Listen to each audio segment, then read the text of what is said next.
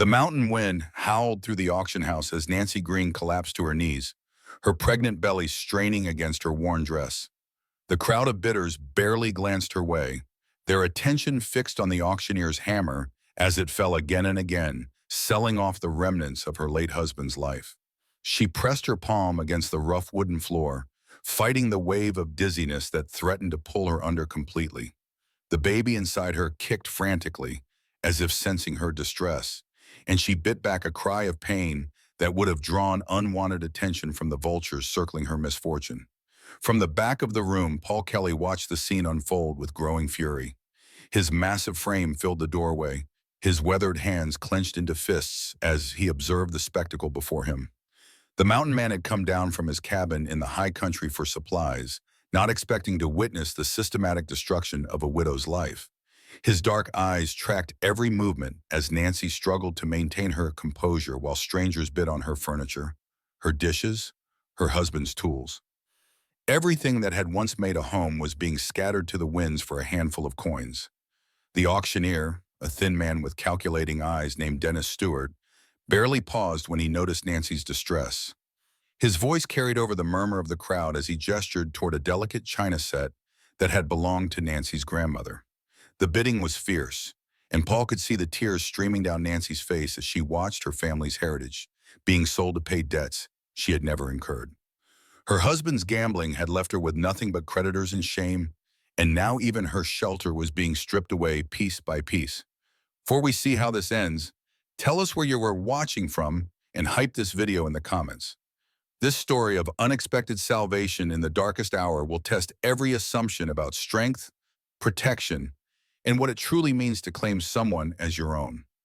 Paul had heard whispers about the green woman in town, how her husband had died owing money to dangerous men, how she was carrying a child with nowhere to go and no one to turn to. The mountain communities were small and news traveled fast along the trading roads. What he hadn't expected was to see her here, watching her life be dismantled while she struggled to stay conscious. The sight stirred something deep in his chest, a protective instinct that had lain dormant for years. As the auctioneer moved through the inventory, Nancy's strength continued to ebb. She had eaten little in the past few days, saving what food she had for the baby growing inside her. The morning sickness that should have passed months ago still plagued her, made worse by the stress of losing everything she had ever known.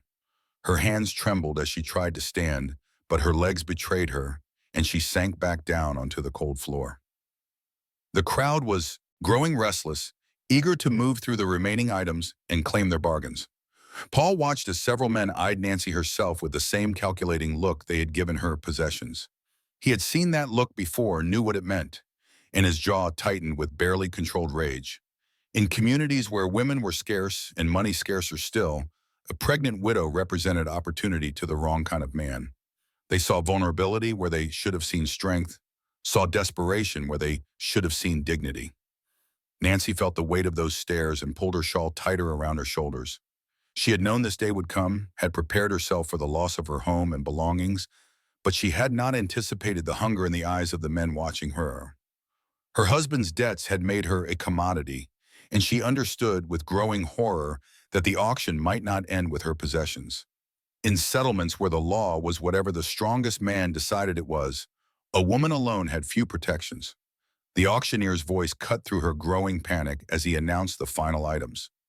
Nancy's wedding dress, carefully preserved in tissue paper, was held up for the crowd to see.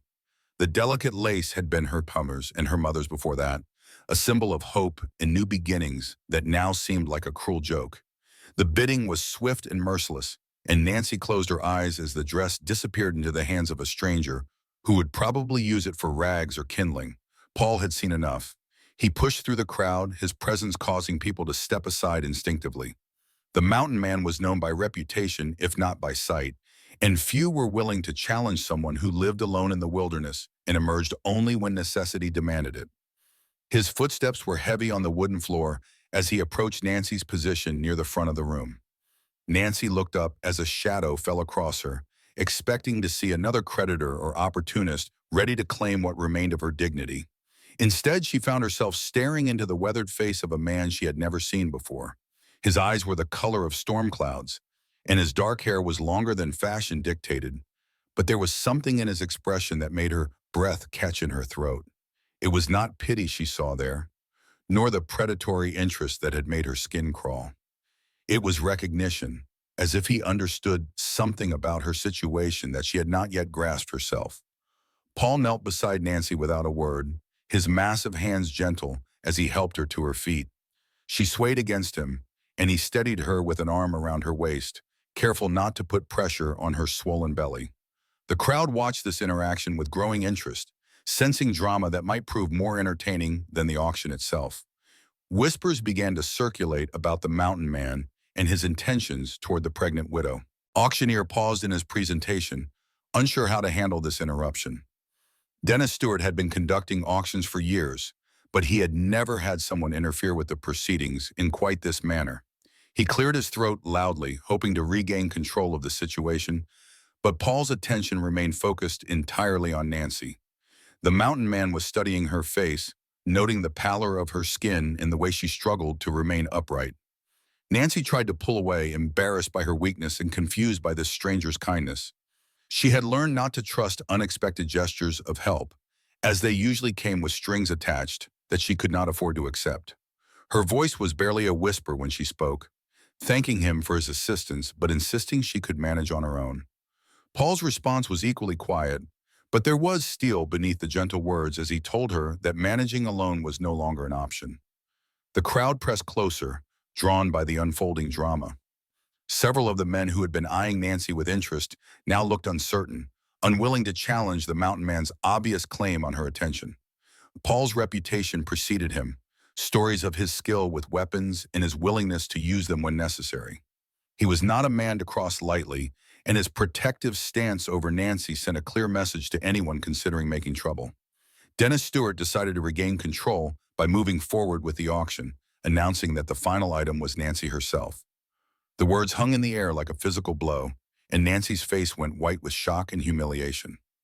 The auctioneer explained that her husband's debts exceeded the value of his possessions, and according to territorial law, she could be bound over to work off the remainder. It was a legal fiction that everyone understood masked something much darker, a way to legitimize what amounted to slavery. The bidding began immediately, with several men calling out offers that made Nancy's stomach turn. She understood now why Paul had appeared at her side, why his expression had grown so grim as he watched the proceedings. This had been planned from the beginning, the sale of her possessions merely a prelude to the main event. She was the prize they had all come to claim, and her pregnancy only made her more valuable to men looking for both labor and companionship. Paul's voice cut through the bidding like a blade, his offer so high that it silenced the room completely. The amount he named was more than most of the men present would see in a year, an impossible sum that spoke to resources none of them had suspected the mountain man possessed. Nancy stared at him in shock, unable to understand why a stranger would pay such a price for her freedom, if that was indeed what he was purchasing. The auctioneer looked around the room, waiting for a counterbid that never came. The silence stretched until it became uncomfortable, broken only by the sound of Nancy's labored breathing and the whisper of wind through the gaps in the walls. Dennis Stewart raised his hammer, preparing to bring it down and seal the transaction. But Paul's voice stopped him cold. The mountain man's words were quiet but carried clearly through the hushed room, a statement that would change everything Nancy thought she understood about her situation. He said she was not for sale because she was already his. The claim was bold and completely fabricated, but it was delivered with such conviction that even Nancy almost believed it.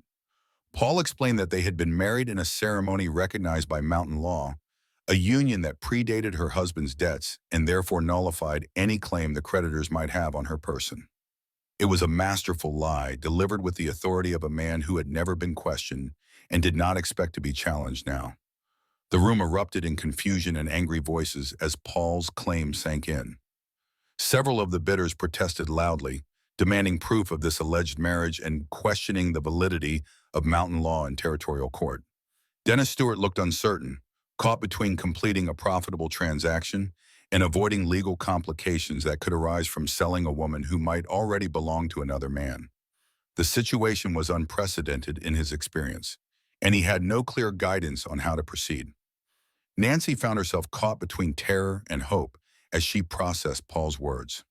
She understood that he was lying to protect her, but the implications of his claim were staggering. If people believed they were married, she would be safe from the auction and the men who saw her as property to be acquired. But it would also mean binding herself to a stranger whose motives she could not fathom, trading one form of captivity for another that might prove equally dangerous. Paul sensed her fear and confusion, but there was no time to explain or reassure her. The crowd was growing hostile, and several of the disappointed bidders were beginning to question his story more aggressively. One man, a trader named Lionel Ramirez, who had been particularly vocal in his bidding, stepped forward to challenge Paul's claim directly. He demanded to see documentation of the marriage and questioned why Paul had never mentioned a wife in his previous dealings in town. The confrontation was building toward violence when Nancy made a decision that surprised everyone present, including herself. She stepped closer to Paul, placing her hand on his arm in a gesture that spoke of familiarity and trust. Her voice was stronger than it had been all day when she confirmed Paul's story, adding details that made their supposed relationship seem more credible.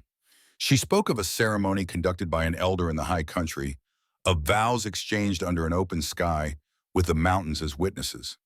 The lies came easier than Nancy had expected, perhaps because they felt less like deception than like a glimpse into an alternate life she might have chosen if circumstances had been different. She found herself describing a courtship that had never happened, a love that had grown slowly through shared hardships and quiet moments. The words painted a picture of the kind of marriage she had always dreamed of having, built on mutual respect and genuine affection, rather than the desperation and convenience that had characterized her actual union. Paul listened to Nancy's improvised story with growing admiration for her quick thinking and natural acting ability. She was transforming before his eyes from a broken woman crushed by circumstances into someone capable of fighting for her own survival. The strength he had sensed beneath her vulnerability was beginning to surface, and he found himself almost believing in the relationship she was describing so convincingly. The crowd's mood was shifting as Nancy spoke, her obvious pregnancy lending credence to the idea that she had been involved with Paul for some time. The timeline worked if they had been together before her husband's death, and mountain marriages were common enough that few people would question the lack of official documentation. Lionel Ramirez continued to voice his skepticism, but his protests were beginning to sound more like sour grapes than legitimate concerns. Dennis Stewart found himself in an impossible position, caught between competing claims and uncertain legal ground. The auction house took a percentage of all sales, and losing Nancy as an item would cost him a significant commission. But challenging a mountain marriage could bring legal complications that would be expensive to resolve, especially if Paul decided to involve territorial authorities. The auctioneer's calculating mind weighed the risks and benefits of each course of action. The decision was taken out of his hands when Nancy suddenly gasped and doubled over in pain. The stress of the day and the confrontation had triggered contractions that sent waves of agony through her swollen belly. She gripped Paul's arm tightly, her knuckles white with the effort of staying upright as her body betrayed her at the worst possible moment. The baby was not due for another month, but the trauma of losing everything she owned had pushed her beyond her physical limits. Paul reacted instantly, sweeping Nancy up in his arms as if she weighed nothing at all. His face was grim with concern as he felt the tremors running through her body, understanding that she needed medical attention immediately. The crowd parted before him as he carried her toward the door, his expression daring anyone to try to stop him. The auction and its legal complications suddenly seemed far less important than getting Nancy to safety. Lionel Ramirez made one last attempt to block their exit, stepping into Paul's path with his hand resting on the gun at his hip. The trader's greed had overcome his common sense, and he was prepared to risk violence rather than lose his chance to acquire Nancy. His mistake was underestimating the mountain man's protective instincts and his willingness to use deadly force when threatened. Paul's response was swift and decisive, his free hand closing around Lionel's throat before the trader could draw his weapon. The mountain man's strength was legendary, and he demonstrated it now by lifting Lionel off his feet with one arm while still cradling Nancy against his chest. His voice was deadly quiet as he explained exactly what would happen to anyone who tried to prevent him from getting his wife to a doctor. The threat was delivered with such cold conviction that even the most aggressive members of the crowd stepped back. Nancy drifted in and out of consciousness as Paul carried her from the auction house, her body racked with pain and exhaustion. Through the haze of her distress, she was dimly aware of his steady heartbeat against her cheek and the careful way he navigated the rough streets to avoid jarring her unnecessarily. She had never been carried by a man before, had never experienced the feeling of being completely protected and cared for in such a fundamental way. The town's doctor was an elderly man named Jonathan Carter, who had seen enough frontier hardships to remain calm in almost any crisis. He took one look at Nancy's condition and immediately began preparing for the possibility of premature labor, his experienced hands gentle as he examined her. Paul waited outside the examining room, his massive frame filling the narrow hallway as he paced like a caged animal. Every sound from behind the closed door made him tense with concern for a woman he barely knew but had already claimed as his own. Dr. Carter emerged after what felt like hours but had probably been less than 30 minutes. His expression was cautiously optimistic as he explained that Nancy's contractions had stopped and the baby appeared to be safe for now. However, she was severely undernourished and exhausted, her body pushed to its limits by stress and deprivation. She would need complete bed rest and proper nutrition if she was going to carry the child to term. The doctor's words presented Paul with a dilemma he had not fully considered when he made his impulsive claim at the auction house. Taking responsibility for Nancy meant more than just protecting her from unwanted suitors.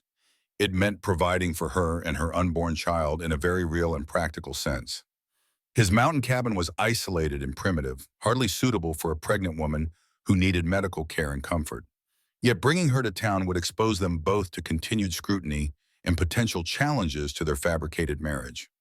Nancy was awake but groggy when Paul entered the examining room, her eyes tracking his movements as he approached the narrow bed where she lay. The color had returned to her cheeks, and she no longer looked on the verge of collapse, but she was still fragile in a way that made his protective instincts flare.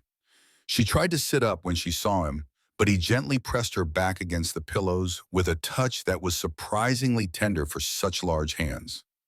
The conversation that followed was awkward and halting, both of them aware that they were strangers bound together by circumstances neither had chosen.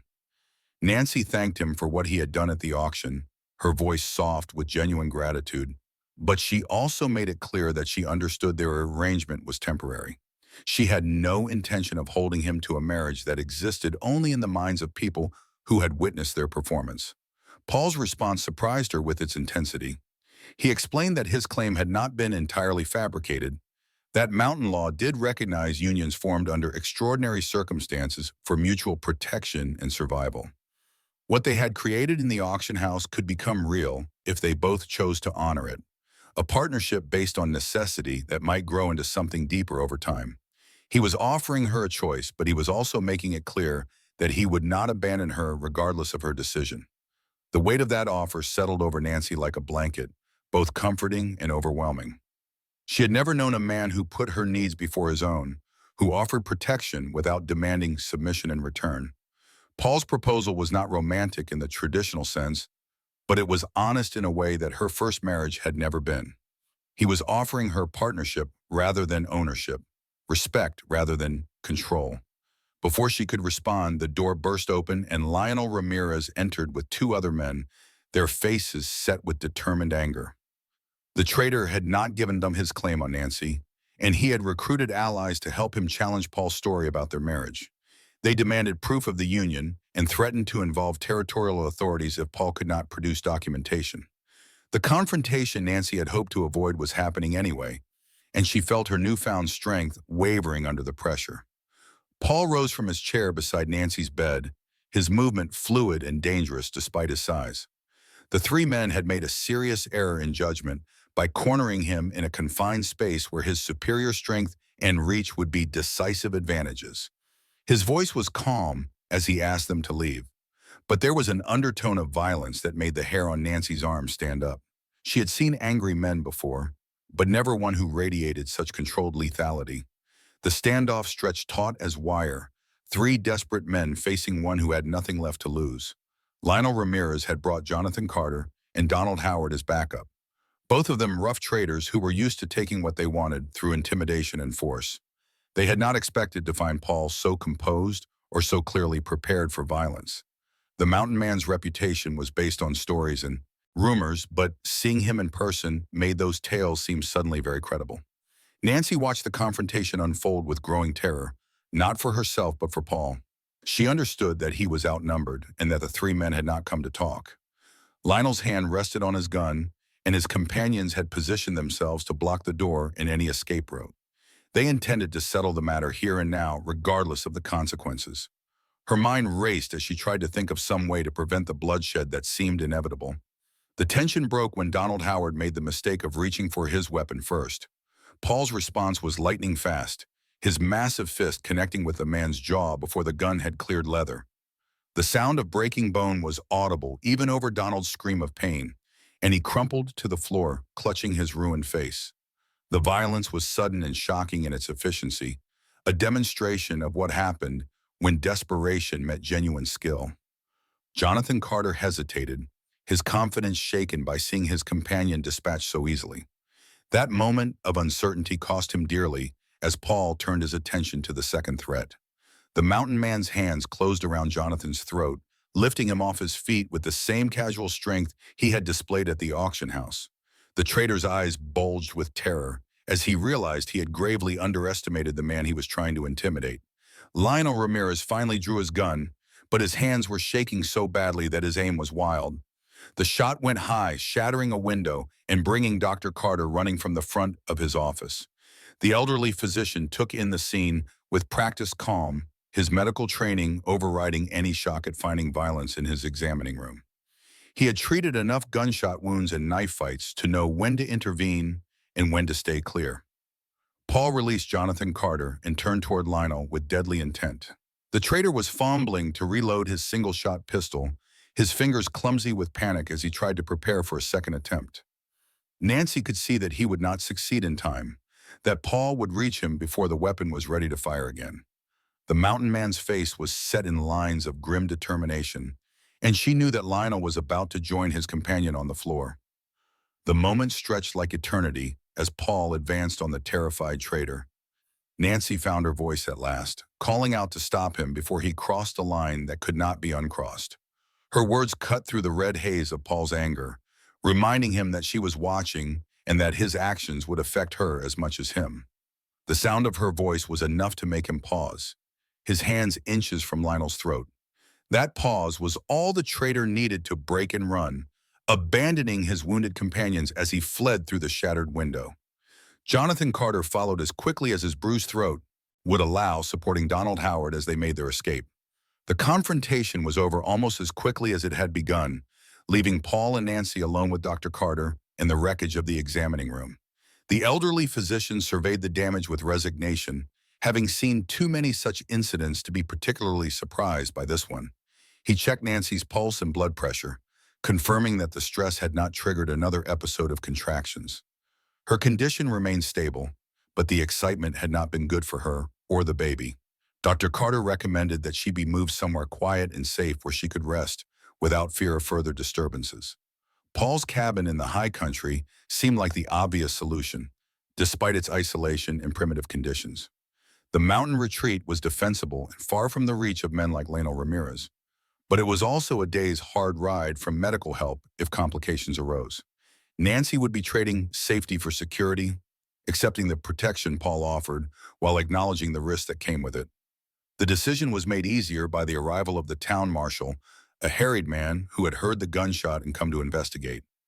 His questions were perfunctory, more concerned with restoring order than pursuing justice. The marshal knew Paul's reputation and had no desire to antagonize someone who could make his life very difficult. He accepted the explanation that the mountain man had been defending his pregnant wife from men who refused to respect their marriage. The marshal's casual acceptance of their story made Nancy realize how completely their fabricated relationship had taken on a life of its own. In the space of a few hours, she had gone from being a destitute widow facing an uncertain future to being the wife of one of the most feared and respected men in the territory. The transformation was dizzying in its completeness, and she struggled to understand what it meant for her future. Paul made arrangements for supplies and transportation while Nancy rested under Dr. Carter's watchful eye. The mountain man moved with quiet efficiency, his actions speaking to years of experience in preparing for extended stays in the wilderness. He purchased food, medicine, and clothing suitable for a pregnant woman, his selections showing a surprising understanding of what Nancy would need in the months ahead. The preparations took most of the day, giving Nancy time to think about the choice she was facing.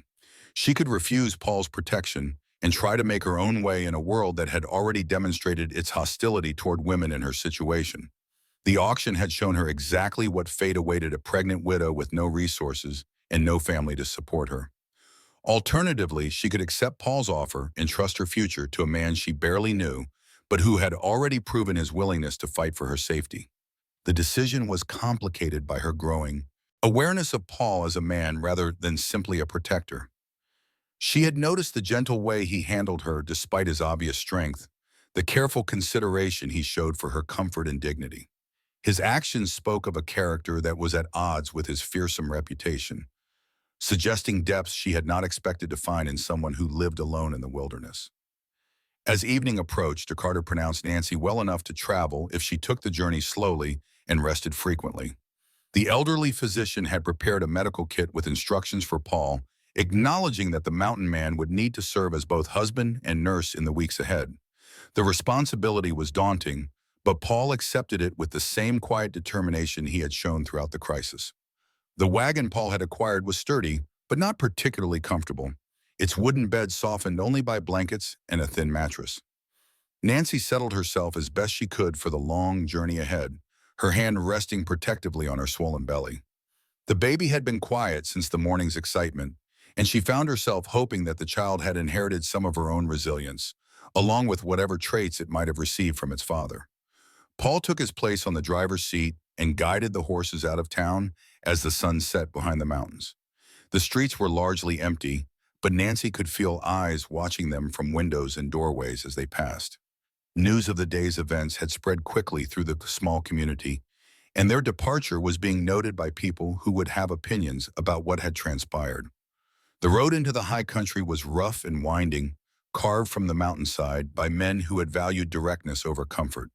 Paul drove carefully, mindful of Nancy's condition and the precious cargo she carried. The wagon swayed and bumped over the uneven surface, but his steady hands on the reins kept the worst jolts from reaching his passenger. Nancy found herself lulled by the rhythm of the horse's hooves and the creak of leather and wood. As they climbed higher into the mountains, the air grew cooler and thinner. Nancy pulled her shawl tighter around her shoulders, grateful for the extra clothing Paul had thought to purchase. The man seemed to anticipate needs she had not even recognized herself, his practical nature showing itself in dozens of small considerations that made the difficult journey bearable. The stars were brilliant in the clear mountain air, unmarred by the smoke and dust of civilization. Nancy had never seen the night sky so clearly, had never realized how many stars were invisible from the valley below. The beauty of it took her breath away and made her understand something of what drew Paul to this isolated existence. There was a peace in the wilderness that she had never experienced in town, a sense of being part of something larger and more enduring than human concerns. Paul noticed her wonder and began to point out constellations and landmarks, his voice soft in the darkness. He spoke of the mountain seasons and the animals that lived in the high country, sharing knowledge gained through years of solitary observation. Nancy found herself fascinated by his descriptions of a world she had never imagined, a place where survival depended on understanding rather than domination. The conversation revealed facets of Paul's character that surprised Nancy with their depth and sensitivity. The mountain man was educated in ways that had nothing to do with formal schooling, his understanding of the natural world both practical and profound. He spoke of weather patterns and animal behavior with the expertise of someone who had learned to read the signs that meant the difference between life and death in an unforgiving environment. As the night wore on, Nancy found herself sharing details of her own life that she had never spoken aloud before. The darkness and Paul's patient listening created a confessional atmosphere that encouraged honesty, and she told him about her first marriage and the disappointments that had shaped her expectations of men. She spoke of her husband's gambling and drinking, his casual cruelties, and the loneliness she had felt even when they were in the same room. Paul's response was thoughtful rather than judgmental, his questions designed to understand rather than condemn. He had known men like Nancy's late husband, had seen how weakness and selfishness could destroy not just the man himself, but everyone who depended on him. The mountain man's own experiences had taught him the value of strength and reliability, qualities he recognized that Nancy had been denied in her previous relationship. The wagon continued its slow climb through the darkness, the horses sure-footed on the familiar trail. Paul had made this journey countless times, but never with such precious cargo or such weighty responsibilities. Every decision he made now affected not just himself, but Nancy and her unborn child, a reality that both humbled and motivated him. He found himself planning for possibilities he had never had to consider before, thinking ahead to the challenges that awaited them in the months to come. Nancy dozed fitfully as the night progressed, her body exhausted by the day's emotional and physical trials. Paul watched over her with protective vigilance, adjusting her blankets when the mountain air grew cold and guiding the horses around the worst ruts in the road. His care was unconscious and instinctive, the actions of a man who had accepted responsibility completely and without reservation. Dawn was breaking over the peaks when they finally reached Paul's cabin, a sturdy log structure nestled in a valley that offered both shelter and defensibility. Nancy woke to find herself looking at what would be her home for the foreseeable future, a simple building that spoke of function rather than comfort. The cabin was larger than she had expected, with glass windows that caught the morning light and a stone chimney that promised warmth against the mountain cold. Paul helped her down from the wagon with the same gentle care he had shown throughout the journey, his strong hands steady as she found her footing on unfamiliar ground. The altitude made her slightly dizzy, and she leaned against him for support while her body adjusted to the thinner air. The baby kicked vigorously as if responding to the change in environment, and Nancy placed her hand over the movement with a smile. The interior of the cabin was a revelation, far more comfortable and well-appointed than Nancy had dared to hope. Paul had clearly spent years making improvements and additions, creating a home rather than merely a shelter. The main room featured a massive stone fireplace and handcrafted furniture that showed both skill and patience in its construction. Books lined one wall, their presence speaking to intellectual interests that contradicted the stereotype of the ignorant mountain man. Nancy explored her new surroundings with growing appreciation for Paul's craftsmanship and attention to detail. Everything in the cabin served a purpose, but beauty had not been sacrificed to utility. The wooden surfaces were smooth and well-maintained, the windows clean and unobstructed. Fresh flowers in a simple vase suggested that Paul had prepared for her arrival, a thoughtful gesture that touched her more deeply than elaborate gifts might have done. The bedroom Paul showed her was clearly his own, the bed large enough to accommodate his frame and the furnishings reflecting masculine tastes. He explained that he would sleep in the main room while she recovered from the journey and adjusted to her new circumstances. The arrangement was practical and respectful, acknowledging their unusual situation while maintaining appropriate boundaries. As Nancy settled into her temporary home, she began to understand what Paul was offering her beyond mere protection.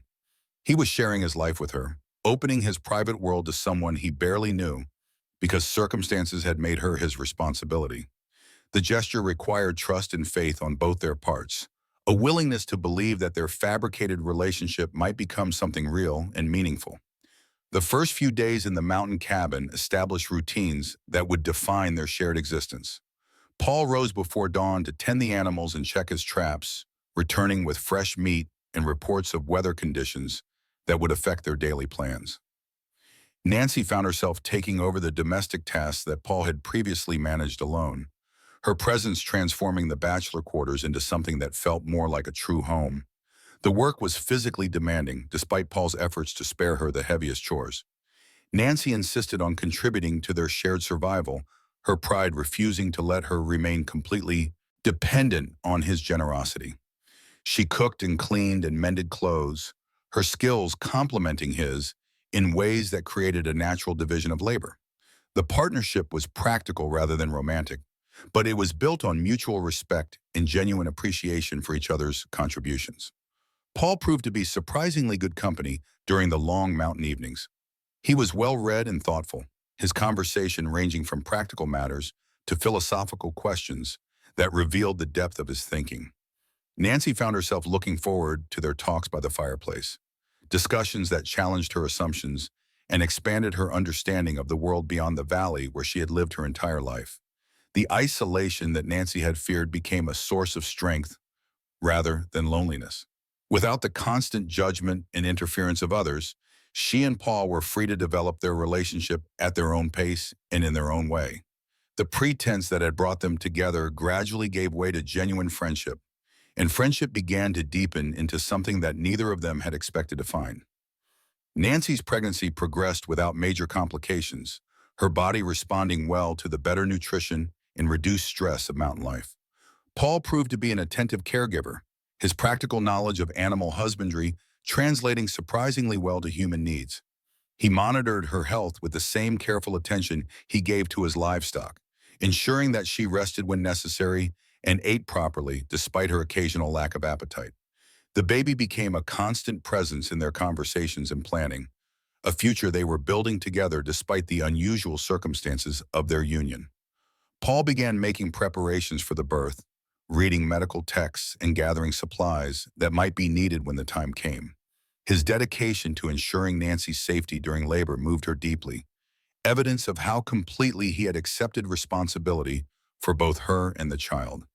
As winter approached, the mountain weather became increasingly unpredictable. Paul taught Nancy to read the signs that warned of coming storms, knowledge that could mean the difference between life and death in the high country. She learned to judge wind patterns and cloud formations, to recognize the subtle changes in animal behavior that preceded dangerous weather. The education was practical and essential, but it also represented Paul's faith in her ability to become a true mountain woman. The first major snowfall trapped them in the cabin for days, creating an enforced intimacy that tested the boundaries of their relationship. Nancy found herself acutely aware of Paul's presence in the confined space, his masculine energy filling the rooms in ways that made her pulse quicken despite her pregnant condition. The attraction she felt was complicated by gratitude and confusion about her own motivations, but it was undeniably real and growing stronger with each passing day. Paul seemed equally affected by their proximity, his careful maintenance of appropriate distance becoming more difficult as the storm raged outside. Nancy caught him watching her with an intensity that made her breath catch, his eyes holding promises and questions that neither of them was ready to voice aloud. The tension between them was palpable but unspoken, a current that ran beneath their everyday interactions like an underground stream. The storm finally broke after 3 days, leaving the world outside transformed by deep snow and brilliant sunshine. Paul ventured out to check on the animals and assess any damage to the cabin's exterior, his absence giving Nancy time to think about the changes taking place in her heart. She was falling in love with the mountain man who had saved her, but she was uncertain whether her feelings were genuine or simply the result of gratitude and proximity. When Paul returned, his arms full of firewood and his cheeks red from the cold, Nancy found herself studying his face with new intensity. She saw strength there and kindness, and a loneliness that matched her own. The realization that he might be as isolated and hungry for connection as she was came as a revelation that changed everything she thought she understood about their situation. The conversation that followed was halting and awkward, both of them struggling to find words for feelings that had developed without permission or planning. Nancy spoke first, her voice barely above a whisper as she tried to explain the gratitude that had somehow transformed into something deeper and more complicated. Paul listened without interruption, his dark eyes never leaving her face as she stumbled through an attempt to articulate emotions she barely understood herself. When she finished, the silence stretched between them like a physical presence. Paul's response was carefully measured, his words chosen with the precision of a man who understood the weight they would carry.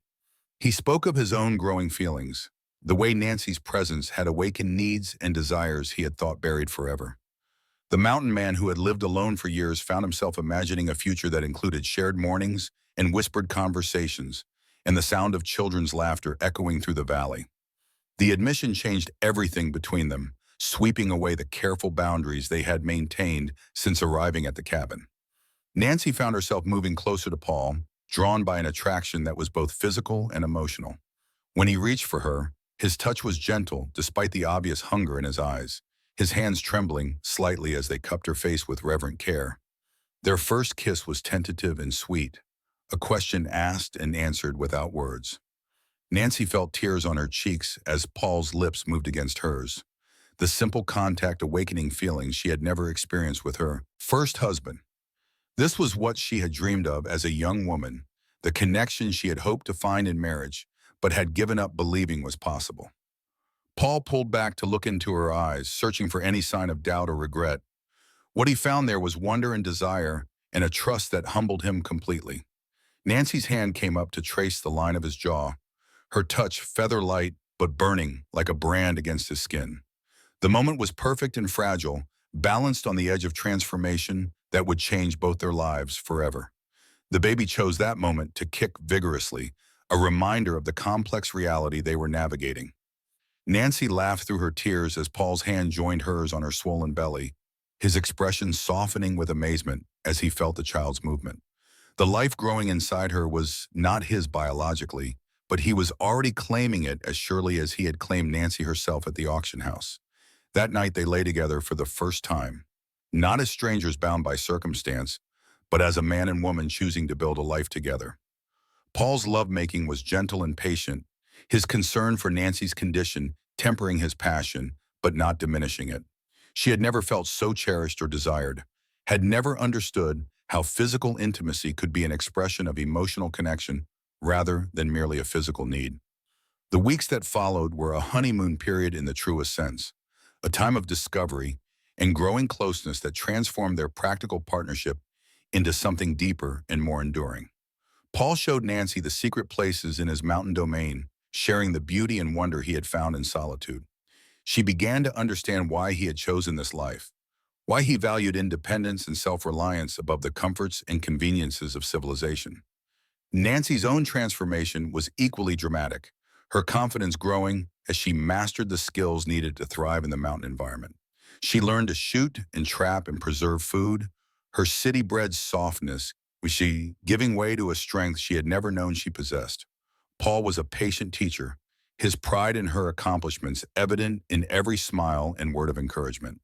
The approaching birth became a source of excitement rather than anxiety, both of them eager to meet the child they would raise together. Paul had prepared everything possible for the delivery, his medical preparations thorough despite his lack of formal training.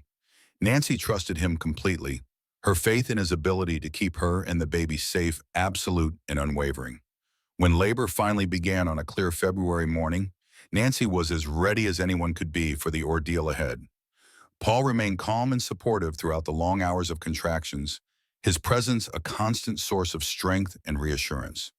The birth was difficult but not dangerous, and when their daughter finally arrived, she was perfect in every way.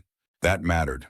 The baby's first cry echoed through the cabin like a song of triumph, announcing the arrival of a new life that would bind Paul and Nancy together forever. Nancy wept as though she held her daughter for the first time, overwhelmed by the intensity of maternal love and the realization that she had given birth to a child who would never know want or neglect. Paul's face was wet with tears as he looked at the tiny person who had already claimed his heart completely. They named her Sarah, after Nancy's grandmother, the woman whose china had been sold at the auction that brought them together. The choice was symbolic, a way of honoring the past while embracing a future that neither of them could have imagined when they first met. Sarah would grow up knowing she was wanted and loved, surrounded by the strength and security that her parents had fought so hard to create. The first months of Sarah's life established new rhythms in the Mountain household. Nancy proved to be a natural mother, her instincts strong and her devotion absolute. Paul was equally devoted to the child, his gentle handling of the baby revealing a tenderness that contrasted beautifully with his rugged exterior. Together they created an environment of love and stability that would shape Sarah's character for life. As spring arrived in the high country, Paul and Nancy began making plans for the future that went beyond mere survival. They talked of expanding the cabin to accommodate their growing family, of teaching Sarah the skills she would need to thrive in the mountain environment. The isolation that had once seemed like a hardship now felt like a gift, protecting their small family from the judgments and complications of the outside world. The love between Paul and Nancy had deepened into something unshakable, tested by hardship and strengthened by shared purpose. They had created a marriage that was real in every way that mattered, built on mutual respect and genuine affection rather than legal documents or social expectations. Their union was a partnership of equals, each contributing their unique strengths to their shared success. Nancy often thought about the auction that had brought them together, marveling at how completely her life had changed in the space of a single day. The woman who had collapsed in despair on the auction house floor had been reborn as someone stronger and more confident, capable of facing any challenge with courage and determination. Paul's faith in her had awakened strengths she had never known she possessed. Paul's own transformation was equally remarkable, the solitary mountain man becoming a devoted husband and father without losing any of his essential character. Nancy's presence had filled empty spaces in his heart he had not even realized existed, bringing warmth and laughter to a life that had been defined by practical concerns and simple survival. Together they had created something beautiful and lasting from the ashes of Nancy's former life. As summer approached, they received their first visitors since Nancy's arrival. Dr. Carter made the difficult journey to check on his former patient, his medical bag loaded with supplies, and his curiosity about their unusual situation evident in every question. What he found exceeded his most optimistic expectations, a thriving family that had clearly found happiness in their unconventional beginning. The elderly physician examined both Nancy and Sarah, pronouncing them in excellent health and praising Paul's care throughout the pregnancy and birth. His approval meant more to Nancy than she had expected, validation that their choices had been sound and their love genuine. Dr. Carter left with promises to return regularly, his presence a link to the outside world that they valued but did not need. The story of their romance had become legend in the valley below, told and retold until the facts were embellished beyond recognition. Some versions painted Paul as a romantic hero who had swept Nancy away from danger, while others suggested more pragmatic motivations for their union. Nancy found she cared little for the speculation of others, secure in the knowledge of what she and Paul had built together. Their love story was not conventional, but it was theirs, forged in crisis and tempered by hardship into something stronger than ordinary romance. They had found in each other exactly what they needed, when they needed it most, creating a partnership that would endure whatever challenges the future might bring. As autumn painted the mountains in brilliant colors, Nancy stood on the cabin's porch holding Sarah while Paul split wood for the coming winter. The scene was peaceful and domestic, a portrait of contentment that would have been impossible to imagine a year earlier. The woman who had once faced destitution and despair had found love and purpose in the most unlikely circumstances, her life transformed by a mountain man's impulsive act of protection. Sarah gurgled happily in her mother's arms, her bright eyes taking in the world with the fearless curiosity that would define her character. She would grow up knowing she was loved and wanted, surrounded by parents who had chosen each other and chosen her with equal determination. The security Nancy had never known as a child would be Sarah's birthright, a gift more precious than any material inheritance. Paul looked up from his work to smile at his wife and daughter, his heart full of gratitude for the unexpected blessings that had entered his life. The bachelor who had thought himself content with solitude had discovered the joy of family, the satisfaction of building something larger than himself. Every day brought new evidence of how completely Nancy and Sarah had transformed his existence. The auction that had brought them together seemed like a lifetime ago. Though barely a year had passed since that desperate day, Nancy sometimes wondered what would have happened if Paul had not been there, if no one had been willing to challenge the system that would have destroyed her. The thought made her hold Sarah closer, grateful beyond words for the intervention that had saved them both. Their marriage had been born of necessity, but had grown into something beautiful and enduring. Paul and Nancy had found in each other the perfect complement, their strengths balancing their weaknesses in a partnership that made them both stronger. The love they shared was tested and proven, capable of weathering any storm the future might bring. As winter approached once again, the small family prepared for the season of closeness and quiet contemplation that defined mountain life. They had everything they needed within the walls of their cabin: love, security, and the promise of many years together.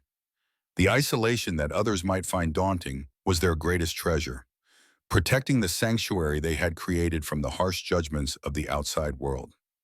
Nancy's transformation from desperate widow to confident mountain woman was complete, her strength proven through trials that would have broken someone less determined.